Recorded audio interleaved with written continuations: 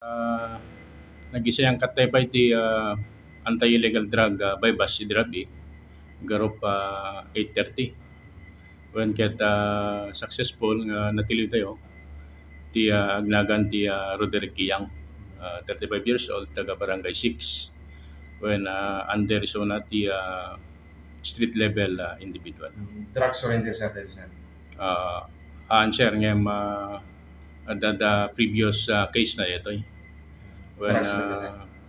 ada kaso na nga pinaglapsing ti illegal possession of firearms CD ket nag-probation, dapay kaso na nga panagtatakaw ditoy ken isu pay ti da monitor tayo nga involved isu na kadigitoy pinag-alala ti adada na palpalabas nga panagpukpukaw ti baterya ti digitoy heavy equipment nga nakaparking ditoy digitoy construction sites tayo sir.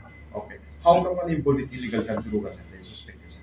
Well, naka-receive tayo ti information month ago ket kini-speed up tayo until nga nagatangan tayo iti Rabi. Mano amin sir iti office ka nga alis ka drugs. DJ subject of bypass tayo ag balor ti 1,000 ket idi natiliw sinerge tayo at dapay na-recover tayo nga duwa nga piraso nga siya lang.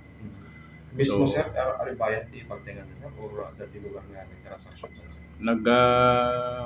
Nag-agree da intay police pusher by tayo when ket iso na mismo ti nang ti